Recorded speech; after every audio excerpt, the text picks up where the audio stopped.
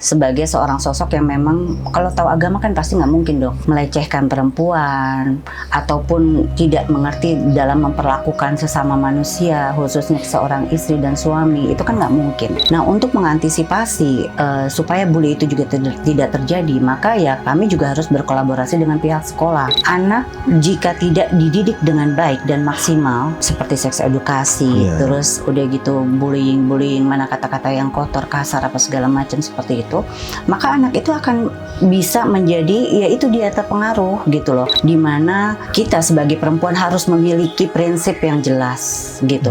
Jangan khawatir dengan kesendirian, mau tidak mau semuanya main kotor, ujung-ujung dulu main kotor semua, sampai kepala daerah. Tapi kan nggak semua laki-laki bisa seperti itu. Betul, kayak hatinya sensitif. Wah, apalagi hati aku sensitif. Oh iya.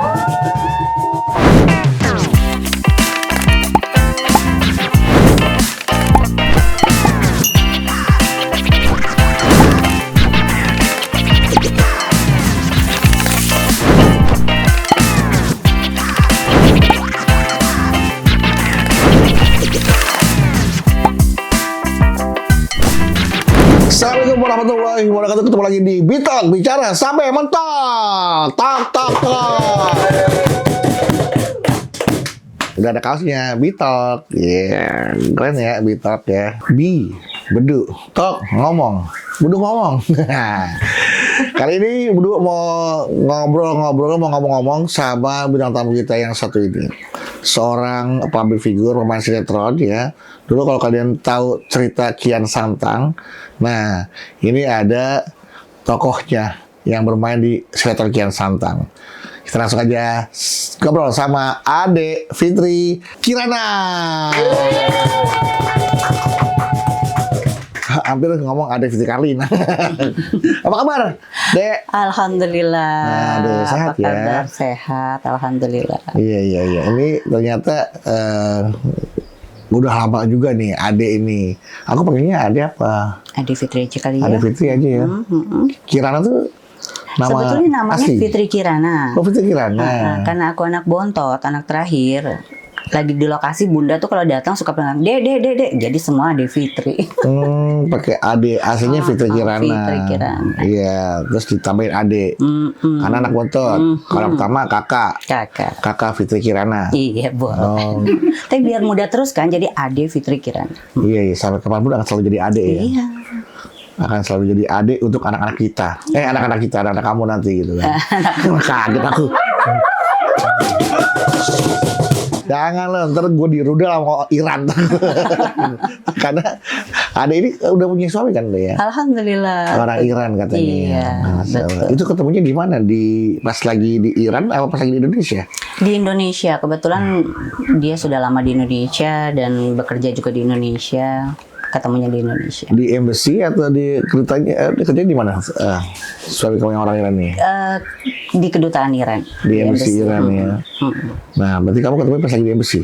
Enggak sih, lagi di acara. Oh, kira lagi di embassy lagi Iya, bukan. Itu bukan. Tapi ya tahu. Allah. Tahu. Masa lalu ya. Oh iya. Jadi dulu ada tempat dunia gemerlap namanya embassy. Ketemu di kedutaan Iran. Ketemunya sih di Jakarta. Cuman memang beliau kerjanya di kedutaan Iran. Iya. Terus langsung pas ketemu langsung nikah atau langsung ada perang dingin dulu? Perang dingin kayak Irak sama Iran dulu. Iya gitu dong. Kita kan jual mahal dong. Iya. Pendekatannya juga lama banget sih dia ngedeketin aku. Lama. Berapa lama tuh? Berapa purnama? 1 abad kayaknya ya. 100 tahun dong. Jadi pendekatannya tuh sekitar mungkin hampir 6 bulan lebih. 6 bulan. 6 bulan sampai 8 bulanan gitu. Terus dia gitu. Ya sudah kita dekat. Coba lihat ya. Akhirnya. Berarti kamu masih kalah sama Dian Sastra sama Niko Saputra tuh. Berapa ratus purnama tuh? Oh, berapa ratus purnama? Berapa? Kan kalau setahun 12 purnama. Ya kan kalau 5 tahun 60 purnama. Aku tahu kenapa bisa tahu. Kenapa? Itu tenor cicilan kan per bulan. Itu kan per bulan kan. Kalau 5 tahun 60 bulan aja gitu aja. Gara-gara tenor ya. Gara-gara tenor dia bisa tahu bisa apal. Kalau 5 tahun 60 bulan. 4 tahun 48 bulan. Iya, benar. Itu apal aku mah. Apal ya cicilan ya. Mau KPR, mau mobil semua apal aku cicilan. Oke. Karena kalau aku ambil yang, makanya aku bilang ratusan purnama, karena aku ambil yang 15 tahun, 120 bulan. Lama ya. Oke. 160 bulan malahan ya. Ya Allah. Nah, Fitri Kirana nih, atau Ade Fitri lah, kita panggil Ade Fitri ini kan selain sibuk di, justru bukan sibuk di entertainment, sudah mulai kamu kurangin kayaknya sekarang ya katanya. Iya. Khususnya sejak berhijrah ya. Hijrah Iya. dari Makkah ke Madinah apa dari mana ke mana nih? Dari kanan ke kiri. Itu hijrah. Salah, dari kiri Itu ke kanan. Itu Kika namanya, kiri ke kanan. Kika. Foto itu dong, foto. Foto ya. Jadi waktu terakhir syuting, khususnya yang panjang terakhir itu Kian Santang. Yang satu tuh berapa ribu episode? Kan itu tahunan juga tuh Iya, kan? 3 tahun ya. 3 tahun berarti dari kalau awal. stripping kan 900 sampai 1000 episode tuh kan? Iya, 1000-an kurang lebih. Episode. Terus setelah itu nggak lama udah mulai kayaknya hatinya terpanggil gitu ya, bisa menangkap hidayah yang Allah berikan, sampai akhirnya udah mulai ngurangin terus fokus ke bisnis. Maaf, kamu hijrah setelah menikah atau sebelum menikah nih? Sebelum. Oke. Justru sebelum menikah ini ya, kita yang belum berhijrah ketemunya dengan orang-orang yang luar biasa. Yang mendukung hijrah kamu ya. Akhirnya Memudahkan. setelah hijrah baru tuh Allah pertemukan dengan orang yang alhamdulillah mendukung. Iya. Memang itu salah satu doa kamu juga kali ya. Iya, betul. Ketika kamu hijrah, tolong berikan aku imam. Iya, yang dunia bisa akhirat. Iya. Aku hijrahnya istiqomah gitu Iya, kan. betul. Dan alhamdulillah ketemu suami kamu yang orang Iran. Betul. Kalau misalnya ketemunya orang Irak nggak apa-apa dong. Nggak apa-apa juga sih. Tapi yang penting kan sekarang udah nikah sama orang iya. yang udah sold out. Iya. Udah sold out. Iya. Tapi maksudnya sempat terbayang nggak sih bakal justru ketemunya sama orang-orang Timur Tengah gitu? Apa memang kamu ada dalam seperti doa kamu? Pokoknya ketemu Sultan Arab, Sultan Dubai, apa gitu? Sebenarnya nggak gitu juga sih konsepnya. Karena mungkin punya trauma dengan orang Indonesia ya. Maaf ya, saya juga orang Indonesia. Iya, traumanya tuh karena semua laki-laki sama gitu kalau Indonesia ya. Iya, kurang lebih lah ya gitu. Jadi kamu belum ketemu aku sih pada saat itu ya. Oh iya ya. Karena aku tuh laki-laki yang beda kata orang Indonesia. Bedanya apa? Jadi pada saat bicaranya saya berpikir bahwa sesama orang Indonesia ya udahlah ya begitu-begitu aja gitu, dan saya membutuhkan figur yang memang lebih dewasa, cuman dia juga kayaknya lebih satu frekuensi lah intinya. Secara usia juga dia memang lebih dewasa daripada kamu ya? Cuman beda setahun aja. Beda setahun. Banyak kalau beda setahun malah sama kayaknya karakternya. Sebetulnya Mas Bedu, buat saya sekarang beranggapan bahwa umur itu nggak garansi dengan kedewasaan seseorang. Pada saat bicaranya dia memang jiwanya udah memiliki old soul ya, kalau saya bilang ya, jiwanya memang matang. Umur saya rasa juga nggak, hanyalah angka ya. Iya. Ternyata banyak juga anak usia muda tapi pribadinya sudah matang. Iya, betul. Banyak yang usia tua tapi masih memiliki jiwa kanak-kanakan justru malah. Jadi nggak bisa jaminan ya umur ya. Betul. Dan alhamdulillahnya kamu ketemu sama suami cowok yang memang walaupun usianya beda setahun tapi ternyata sudah punya konsep hidup atau pola pikir yang matang. Iya, betul sekali. Bersyukur berarti kamu ya. Alhamdulillah. Sudah berapa tahun di pernikahan? Pernikahan sebetulnya masuk ke, sebetulnya gini, kalau menikah yang belum dibikin war gitu ya, belum dibikin resmi yang besar, itu baru sekitar 2 tahun. 2 tahun. Cuman kami sudah menjalankan ini pernikahan yang sah di mata agama itu sekitar 8 tahun, 9 tahun. Ada ketakutan nggak nih? Kan orang asing nih, mohon maaf nih ya, yang terjadi di viral di kita kan, dinikahin nggak taunya ditinggalin. Ya kan, terus tiba-tiba muncul lah istri pertamanya cerita ya kalau mau dikawin sama dia harus siap gitu kan. Nah, sempet nggak ada kekhawatiran ditinggalkan sama suami kamu yang notabene bukan orang Indonesia gitu? Alhamdulillah nggak ada ya, karena sebelum saya memutuskan untuk mau dengan dia, saya verifikasi. dengan jelas Valid verifikasinya. valid. Valid. Dan alhamdulillahnya memang keluarganya pun sekarang di sini, orang tuanya, Oh. terus memang kakaknya juga, dia kan berdua bersaudara. Iya, iya. Kakaknya sudah menikah dengan orang Indonesia. Dia juga mau menjadi warga negara Indonesia dan bukan orang yang pernah menikah atau sudah menikah. Dia single, semua terverifikasi dengan jelas. Oke. Alhamdulillah. Alhamdulillah. Masuk nih. Kebetulan juga adik Fitri ini sosok pemilik Yayasan Perlindungan Perempuan Dan anak. dan Anak. Mohon maaf nih, Iya. berita yang viral kan juga terhadap perempuan yang dinikahkan, ditinggal begitu saja tanpa tanggung jawab segala macam, terus tiba-tiba muncul video bahwa dia hanya mencintai istrinya saja, diharamkan hatinya untuk orang lain. Kalau dia menikah sama orang lain itu nggak ada. Itu kan seperti seolah-olah menyakiti perasaan hati wanita itu. Betul, betul. Gimana kamu menanggapinya tuh? Menanggapi hal ini tentunya miris ya. Sedih ya, kasihan ya? Sedih. Saya sebagai perempuan, sekaligus kami yang mendengarkan hal ini gitu, sangat menyayangkan. Apalagi yang sedang viral ke belakang ini, seseorang yang Ngerti agama lah itu. kami anggap mengerti agama, yang memang notabene-nya sepertinya harusnya mencerminkan sebagai seorang sosok yang memang kalau tahu agama kan pasti nggak mungkin dong melecehkan perempuan ataupun tidak mengerti dalam memperlakukan sesama manusia, khususnya seorang istri dan suami, itu kan nggak mungkin ya. Jadi kalau saya lihat selain miris, ya mungkin ini juga untuk himbauan kita semua, apalagi saya Para bicaranya perempuan ya. sebagai perempuan. Karena kamu ya. juga sebagai founder dari yayasan yang memang concern terhadap perempuan dan anak-anak. Iya. Ya. Maka ya memang kita tuh jangan terlalu mengandalkan dengan rasa ya. Rasa yang mana nanti akhirnya bisa membutakan segalanya. Logika itu harus balance.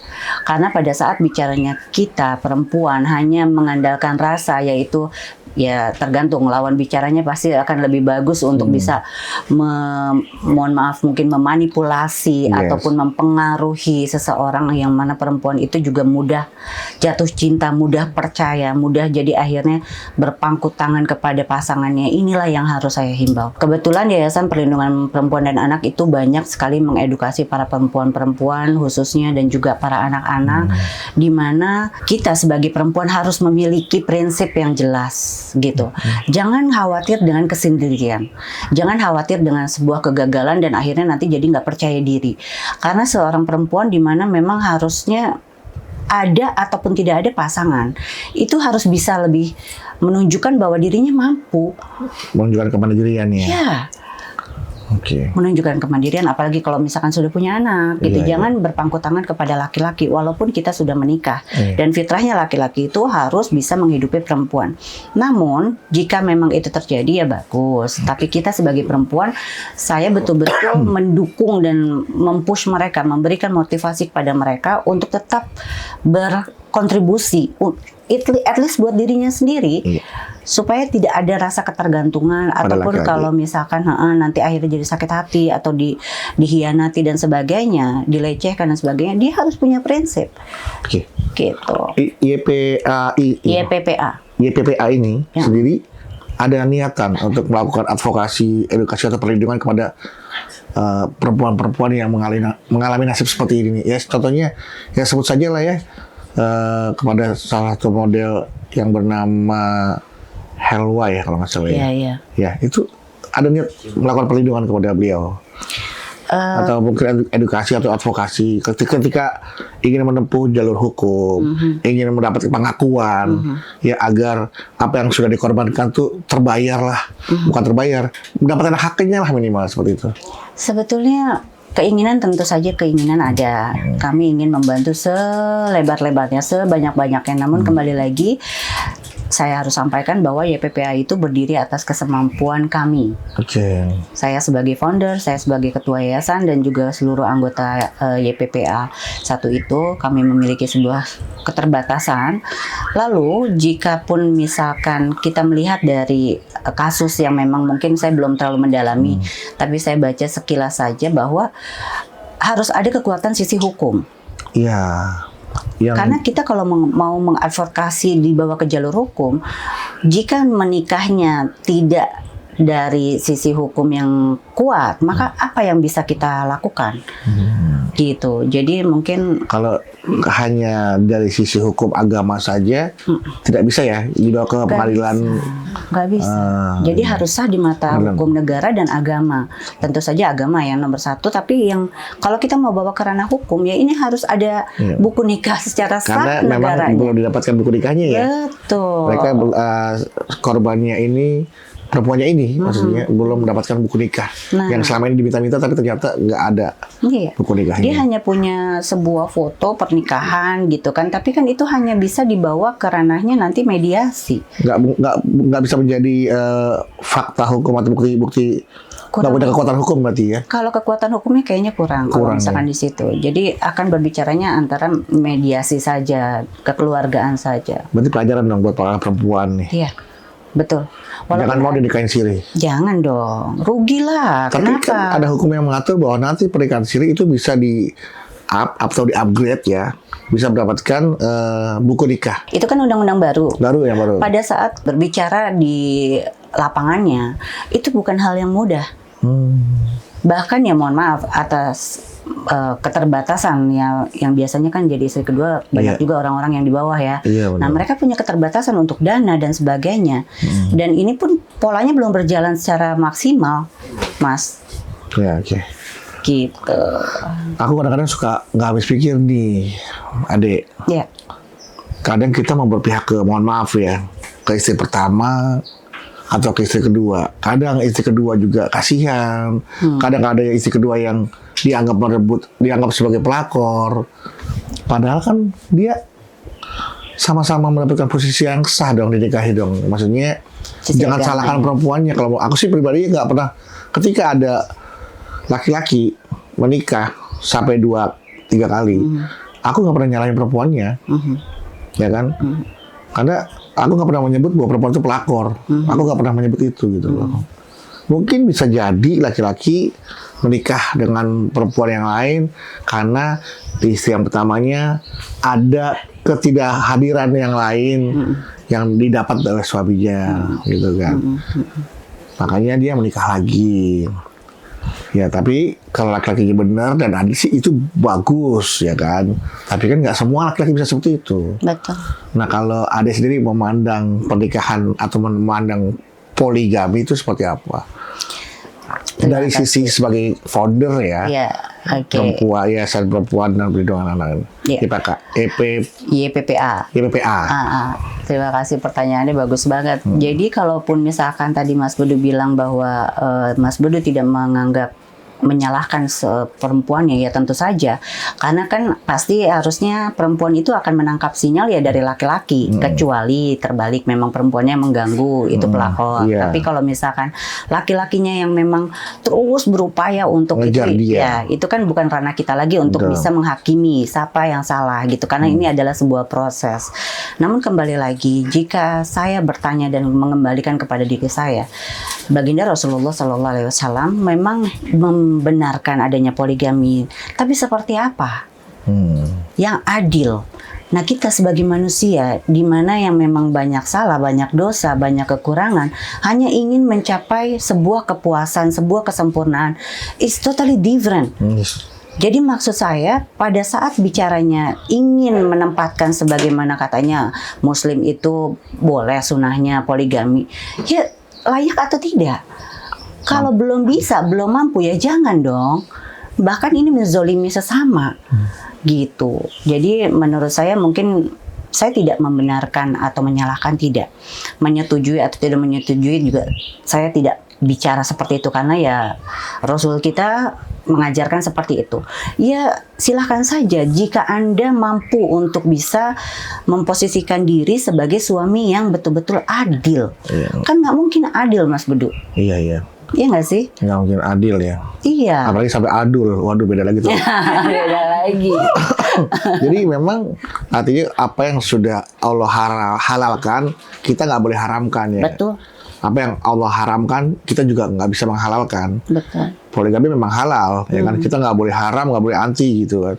Kita harus terima itu. Betul. Tapi ketika kita mau melakukan itu, mampukah kita sesuai dengan yang disyariatkan, yang diperintahkan? Seperti itu ya. Betul. Ya, itu artinya jadi hati-hati juga dalam berpoligami. Nggak semua orang mampu melakukan itu. Betul. Saya rasa orang yang, mohon maaf ya, bukan menjudge, tapi kebanyakan daripada manusia sifatnya mengerti agama saja juga belum tentu bisa mengimplementasikan di dalam dunia. Iya, iya. Gitu. Jadi sangat berat lah kalau misalkan bicara poligami itu ya. Gitu. Iya. Makanya ini aku sengaja nih tanya ke Mbak Ade, kan yang memang concern di urusan perempuan ya kan. Nah, oke, untuk masalah perempuan kita percayalah kalau Mbak Ade memang fokus untuk mengedukasi, memberikan bimbingan, informasi kepada perempuan Indonesia, ya. Selain menjadi perempuan yang hebat, kuat, juga mandiri, tentunya perempuan yang memiliki selain perasaan juga logika pastinya dalam setiap menerima apapun dalam kehidupan, masalah apapun dalam kehidupan. Nah, maaf sekarang kita lari ke anak. Juga sebagai concernnya Mbak Ade ini ya, menangani anak-anak. Kasus bully semakin menjadi-jadi di negara kita. Yang terakhir itu yang terjadi di Lampung, ya, terjadi pembulian itu viral, terberitakan. Mungkin akan ada tindak lanjut dari pihak yang berwajib atau pihak yang terkait ya kan, entah KPAI atau apa. Gimana kalau yang tidak terberitakan itu masih banyak tuh? Bagaimana sih cara kita ini untuk mengedukasi bahwa bully itu nggak bagus loh? Banyak korban itu bisa kena mental health dan bisa banyak yang bahkan bunuh diri. Betul. Nah, apa nih concern yang Ade lakukan? Oke. Kalau concern saya terutama kepada para ibu, di mana basicnya adalah pondasinya di dalam rumah dulu yang kita harus bisa mengajarkan anak. Mana yang salah, baiknya seperti apa, itu yang harus guidance awal, gerbang utamanya di situ. Nah, untuk mengantisipasi supaya bully itu juga tidak terjadi, maka ya kami juga harus berkolaborasi dengan pihak sekolah, di mana setiap sekolah ataupun di mana lingkungannya ya, yang bisa bisa koordinasikan gitu untuk mengantisipasi hal-hal seperti ini. Jadi kalau misalkan kita bilang, ya itu kan kembali lagi ya, anak jika tidak dididik dengan baik dan maksimal dalam kategori tertentu ya, seperti seks edukasi, terus udah gitu bullying, mana kata-kata yang kotor, kasar, apa segala macam seperti itu, maka anak itu akan bisa menjadi, ya itu dia terpengaruh gitu loh. Apalagi di era teknologi seperti ini, di mana konten-konten yang mohon maaf ya, yang kurang edukatif, itu bisa dengan mudahnya diakses oleh anak-anak kita. Makanya kenapa kayak mereka tuh termotivasi akan hal itu gitu loh. Nah makanya memang ini adalah PR kita bersama, khususnya juga kami para NGO lah ya, yayasan. Kami ingin sekali berpegangan tangan dengan banyak pihak untuk bisa berkontribusi lebih banyak. Karena pemerintah sekalipun jika tidak dibantu oleh masyarakatnya, ini tidak akan bisa berubah.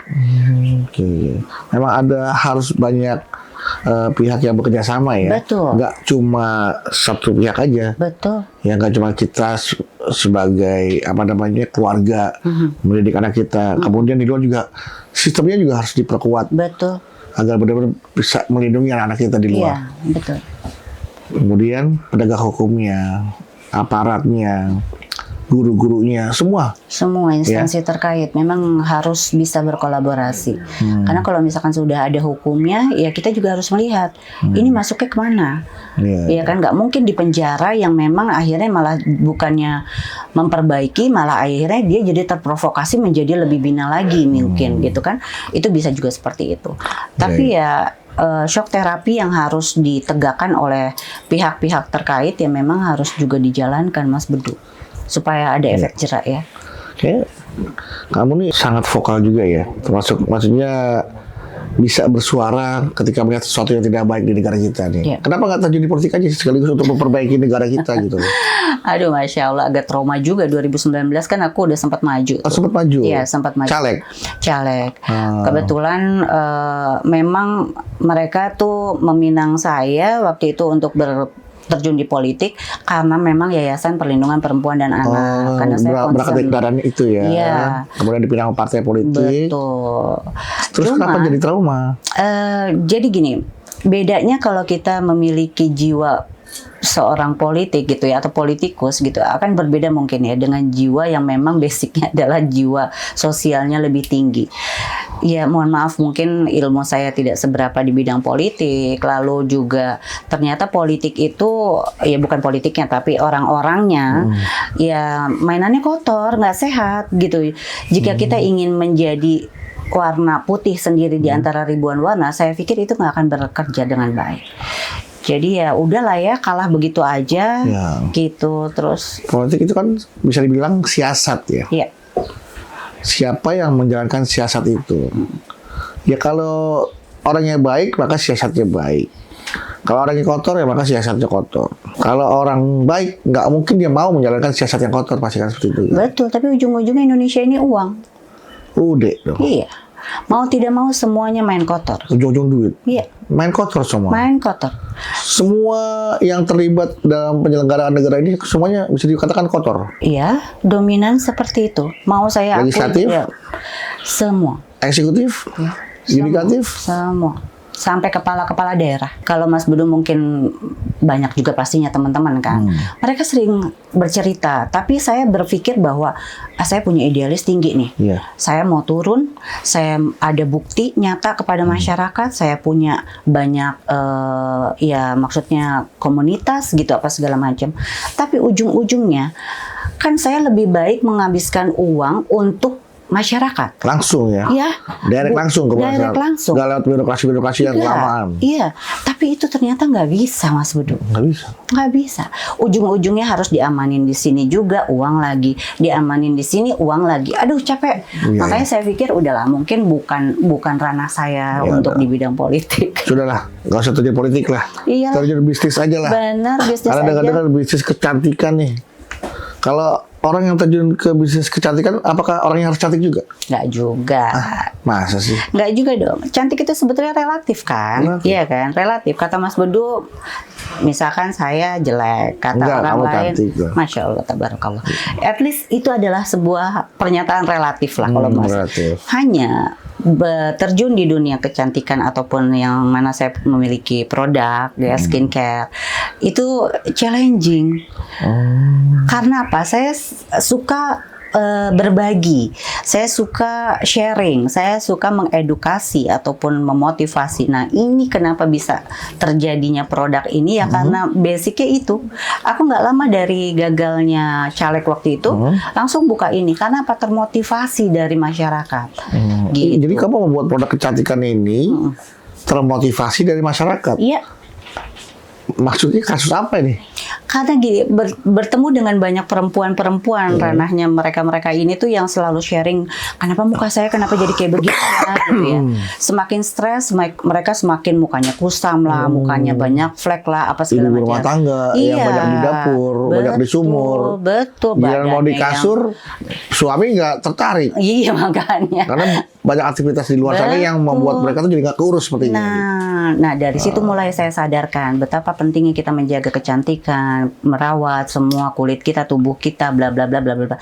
Saya cari tahu dulu apa yang mereka pakai bisa menyebabkan ini flek. Apa yang mereka pakai sehari-harinya menyebabkan kok mukanya kayaknya tua banget dibandingkan umurnya. Betul. Akhirnya saya mulai mendalami, oh penggunaan skincare yang salah. Oh mereka maunya asal murah, langsung bagus, instan. Sekali pakai putih, besok-besok blak aja langsung melasma.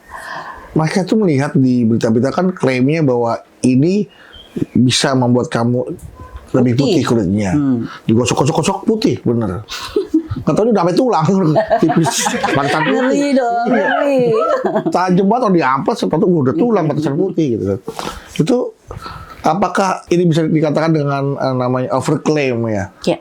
Main klaim aja gitu kan bahwa ini benar-benar bisa membuat kulit putih sehat, glowing gitu kan. Sebenarnya kalau misalkan dibilang overclaim ada beberapa tipikal. Overclaim ada yang overclaim, tapi ada juga yang memang itu efek. efeknya aja. Mungkin Mas Bedu pernah lihat sekali pakai body lotion putih. Putih. Tapi begitu kena air dia akan luntur. Luntur lagi. Nah itu efek dibilangnya. Dipakai berkepanjangan pun itu yang namanya efek tidak akan menyerap gitu. Jadi lebih baik kita pelan-pelan tapi pasti. Yang penting itu kulit yang glowing itu apa sih? Itu adalah achievement daripada kulit yang sehat. Yang penting kulit sehat dulu. Kulit sehat nanti ternutrisi dengan baik, maka jadi kolagennya juga akan meningkat, jadi kelihatan lebih plumpy atau lebih kenyal, lebih fresh, wajahnya lebih cerah. Kan bukan berarti putih itu harus cantik itu harus putih, enggak gitu kan. Karena anggapan orang-orang kita kalau Mbak Ade bilang glowing itu achieve target ya, karena banyak orang-orang kita tuh cewek-cewek ngejar target, ngejar cantik itu target, jadi tahu pengen glowing aja, pakai nggak glowing malah glosor pipinya, turun, ngeri ya, kendor. Gitu. Tapi itu it happen loh, itu banyak terjadi, banyak terjadi. Makanya. Karena mereka termotivasi dengan pengen instan. Lah mie instan juga harus dimasak, harus diproses ya. Iya dong. Nah ini produk-produk kecantikan kamu nih ternyata produk yang memang mengutamakan proses. Yang penting kulit sehat, kemudian kolagennya, kebutuhan kulit, nutrisi kulit terpenuhi. Betul. Sehingga menciptakan kulit yang alami kecantikannya, putihnya alami, bersihnya alami, sehingga glow itu akan tercipta dengan sendirinya. Betul. Karena proses yang konsisten ini, gitu kan, pemenuhan nutrisi kulit segala macam semua terpenuhi hingga terciptalah kulit yang glowing. Benar. Mas Bedu juga bisa pakai loh, karena ini perempuan dan laki-laki. Ini unisex ya, bisa semua. Betul. Karena sebetulnya sekarang alhamdulillah saya senang sekali laki-laki pun sudah aware dengan kesehatan wajahnya. Karena dengan wajah yang sehat akan menimbulkan rasa percaya diri yang tinggi. Ya kan, semangat yang tinggi. Mas Bedu syuting mulu apa segala macam kayak gitu kan pengaruh dong wajah kan. Aku tuh orangnya nggak percaya diri. Aku lebih percaya duduk. Iya, kalau percaya diri kelihatan pendek kan, aku duduk lagi dah gitu. Benar. Jadi aku nggak percaya diri, aku lebih percaya duduk. Karena kan berdiri sama tinggi, berdiri sama pendek, duduk sama aja. Iya. Benar. Nah, aku boleh lihat produk yang mana yang kira-kira cocok buat aku? Sebenarnya boleh. Untuk cowok ya. Jadi cowok dan cewek juga bisa semua ya. Bisa. Jadi aku boleh sedikit tanya-tanya ya. Demonstrasi sekali juga boleh. Gitu. Oke, tapi nanti harus. Ini nggak langsung ya. Berarti oke. Nggak langsung karena nggak ada efek.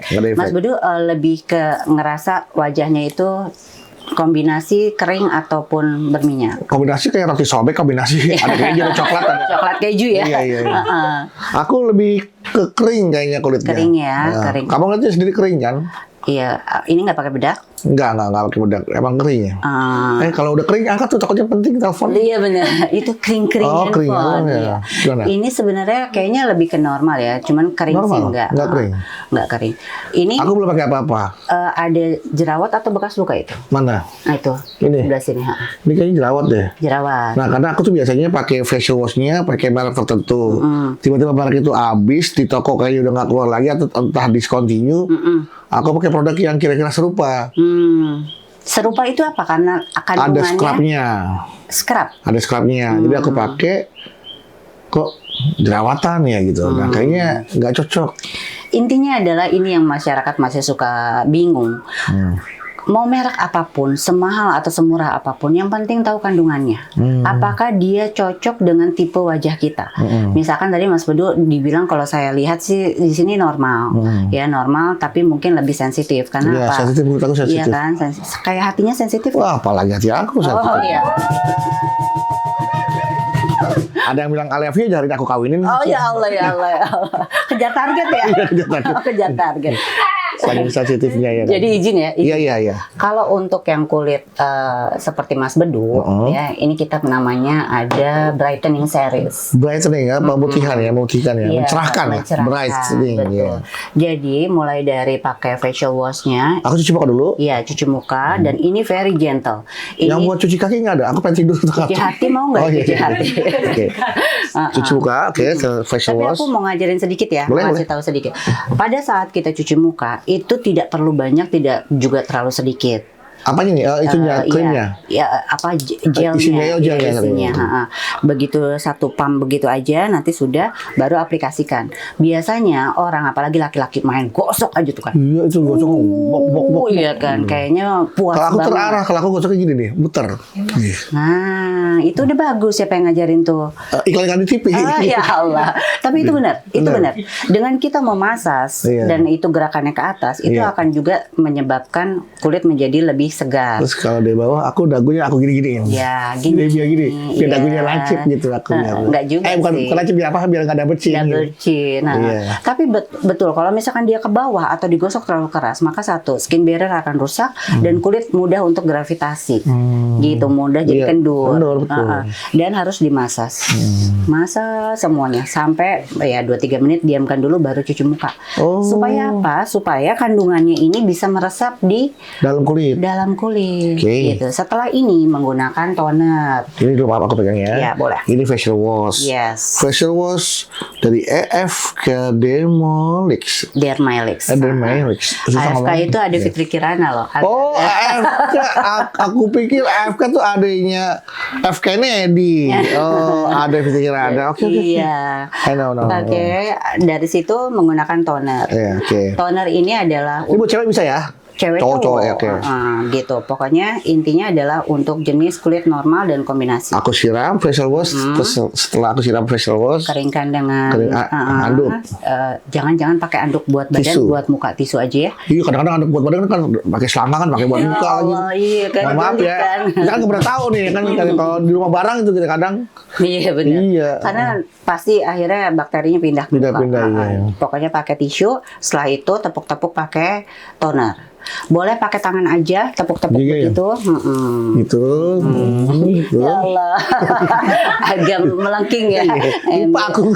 Iya. Kebablasan. Iya, kalau aku Atau suka make up sendiri gitu kan. atau kalau nggak pakai apa namanya? Tisu basah. Kapas. Oh, kapas. Jangan Iya. tisu basah, nanti akhirnya menyerapnya. Betul, ke tisu, betul ke buang. Pakai kapas, disuap pelan-pelan gitu. Ya, Terus toner, sisa toner. setelah itu pakai glow serum. Glow serum. Glow serum booster ini bisa menutrisi 3-4 kali lebih cepat untuk penyerapannya karena kandungan-kandungan yang di dalamnya ini memang bagus banget. Oke, Gitu. 3 tahap ya? Cuma 3 tahap aja? 3 tahap. Kalau pagi-pagi ada 4 tahap. Aduh, itu yang tahapan yang banyak itu yang aku kadang-kadang suka repot. Kalau nggak gini deh, kalau misalkan memang nggak mau pakai banyak produk, facial wash, Facial wash, serum. toner dulu dong, toner dulu baru serum. Kalau memang Mas Bedu nggak mau repot-repot, ya ini boleh di skip. Skip, Nah, oke. karena ini buat penyegar aja. Oke. Terus pakai krim pagi dan krim malam. Krim malam. Kenapa harus pakai krim pagi? Karena dia sudah ada UV filternya supaya jadinya nggak sunburn ataupun jadi flat. Supaya kalau keluar kena matahari ada UV-nya ya. Iya. Ada Kalau sunblock-nya. malam, untuk menutrisi lebih dalam lagi kalau Nih, bilang. krim pagi, krim malam. Ya. Kalau kita ambil nggak bayar namanya kriminal berarti jatuhnya. Iya. Kriminal. Iya, kriminal. Oke, terima kasih Adek Dengan senang hati. Fitri Kirana sudah berbagi informasi juga ya. Juga sudah cita-cita bagaimana memberikan perlindungan pendampingan kepada perempuan dan anak-anak Indonesia. Artinya terima kasih juga loh ya. Ini kamu dengan dana sendiri, biaya sendiri ya, tanpa ada hibah dari pemerintah, ya kan? Kamu memberikan perlindungan pendampingan pada perempuan Indonesia, anak-anak Indonesia terutama juga ya. Ini luar biasa. Semoga ini menjadi pahala jariahnya Amin, ya Allah. ada Fitri Amin, Kirana amin. karena memberikan kebaikan ya. Amin. Jadi Insya Allah. contoh kalau kamu bisa berbuat sesuatu untuk orang lain, berbuatlah walaupun itu sedikit kecil. Seperti hal-halnya ketika kita lewat, kita nginggirin paku, Betul. beling yang bisa menciderai melukai orang, itu udah menjadi pahala jariah itu. Jadi sebuah kebaikan. Jadi kalau bisa sebaik-baiknya manusia adalah manusia yang bisa memberikan manfaat buat orang lain. Mudah-mudahan kamu semua bisa bermanfaat buat orang lain. Minimal buat diri kamu sendiri ya. Terima kasih sudah datang di Bitalk. ketemu lagi ya. Senang Sukses hati. terus buat Amin, AFK-nya Amin, thank you. dan IPPA-nya juga, dan pokoknya semua yang Mbak Ade jalanin sukses. Amin. Amin. Sukses juga buat Mas Putu dan Sama-sama. tim. Terima kasih teman-teman Bitalk, ketemu lagi di Bitalk bicara sampai mentok, tok tok tok.